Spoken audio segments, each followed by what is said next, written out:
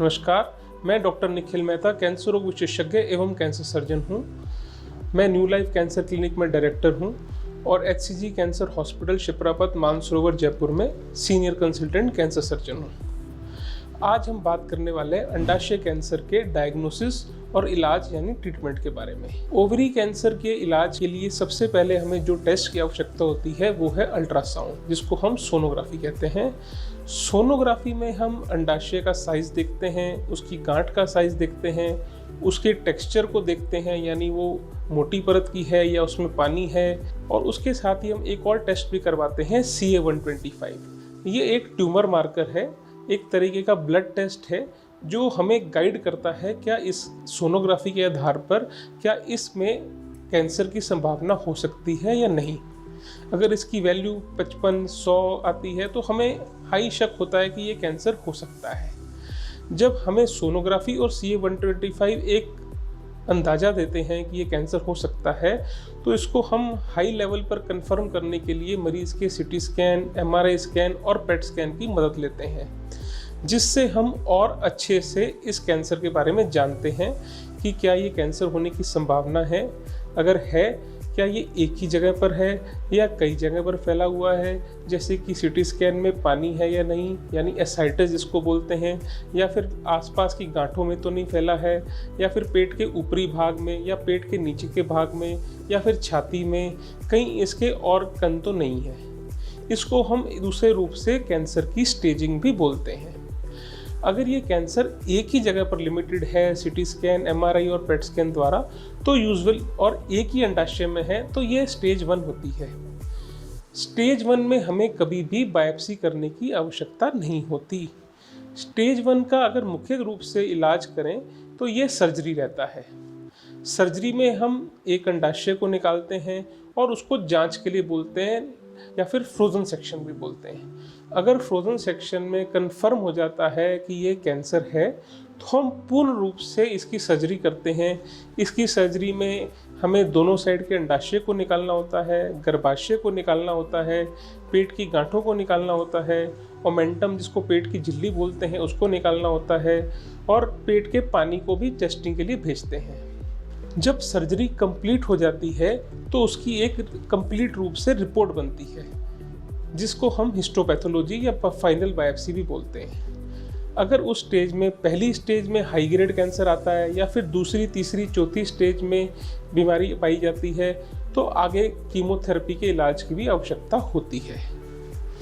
उसी आधार पर बात करें कि अगर CT स्कैन या MRI स्कैन में हमें दूसरी, तीसरी या एडवांस तीसरी स्टेज आती है, और अगर हमें ऐसा लगता है कि हम सर्जरी नहीं कर सकते या हमें बीमारी को छोटा करना चाहिए, तो हम पहले बायोप्सी करते हैं और उसके बाद मरीज़ को 3 या 4 साइकिल कीमोथेरेपी देते हैं, बीमारी को छोटा करते हैं और फिर ऑपरेशन करते हैं, और उसके बाद फिर से कीमोथेरेपी देते हैं।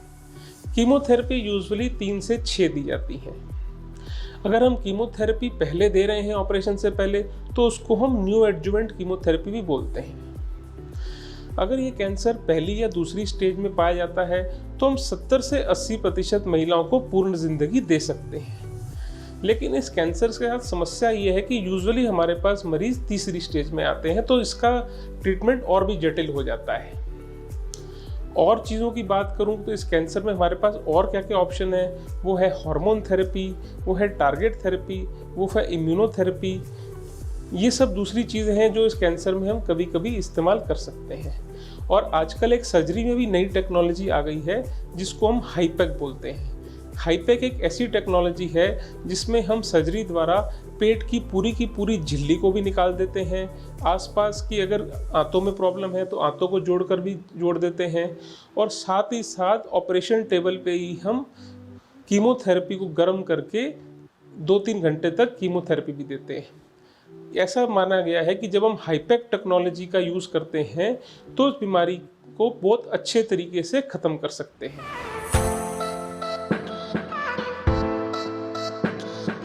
कई बार महिलाएं मेरे से सवाल पूछती है, क्या ये ऑपरेशन दूरबीन पद्धति से या लेप्रोस्कोपी से संभव है?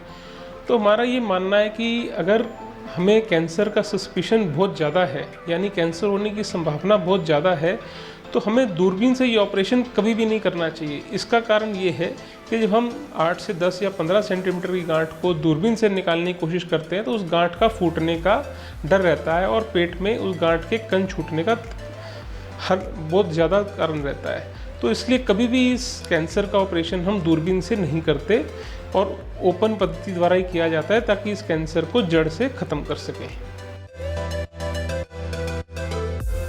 हालांकि दिन बे दिन टेक्नोलॉजी विकसित हो रही है, लेकिन अभी तक हम इसके लिए कोई भी स्क्रीनिंग टेस्ट नहीं ढूंढ पाए हैं जिससे कि हम इस कैंसर को जल्द से जल्द पहली स्टेज में पकड़ सकें।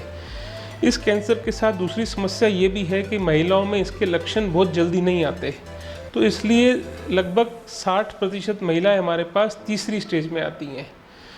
सबसे बड़े आजकल की दिक्कत यही है कि हम इस कैंसर को अर्ली नहीं पकड़ पा रहे, तो इसलिए इसका ट्रीटमेंट और भी कठिन है।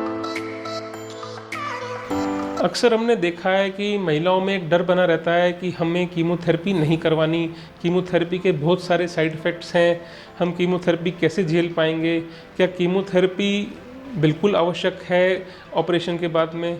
तो मेरा ये कहना है कि अगर कुछ महिलाओं में जो कैंसर फर्स्ट स्टेज में पाया जाता है, एक ही जगह पर सीमित होता है, कहीं फैला नहीं होता है, लो ग्रेड कैंसर होता है, उन महिलाओं में हम कीमोथेरेपी अवॉइड कर सकते हैं। लेकिन अगर यही कैंसर दूसरी, तीसरी, चौथी स्टेज में है तो कीमोथेरेपी देना आवश्यक हो जाता है। कुछ महिलाएं मेरे पास 30 से 35 उम्र में आती हैं जिनके फैमिली नहीं होती, यानी बच्चा नहीं होता। तो ये एक बहुत बड़ा सवाल उठता है कि अभी हमारी फैमिली कंप्लीट नहीं है, अगर हमारी ओवरी यूट्रस निकाल दिया जाएगा तो हम आगे बच्चा कैसे करेंगी, हमारी ज़िंदगी कैसे चलेगी। तो अगर ये कैंसर पहली स्टेज में होता है तो हम एक ओवरी निकालकर भी पूरे ट्यूमर का इलाज कर सकते हैं, जिसमें हम यूट्रस और दूसरी ओवरी बचा सकते हैं और उससे आगे फैमिली कंप्लीट हो सकती है। अगर कैंसर एडवांस स्टेज में है जिसमें हमें यूट्रस और ओवरी दोनों निकालनी है तो हम पहले काउंसलिंग करते हैं कि हम अंडों को बचा भी सकते हैं, जिसको ओवेरियन क्रायो प्रिजर्वेशन भी कहते हैं, और उस अंडे को आगे सरोगेट मदर में या फिर दूसरी तकनीकों से बच्चा पैदा कर सकते हैं।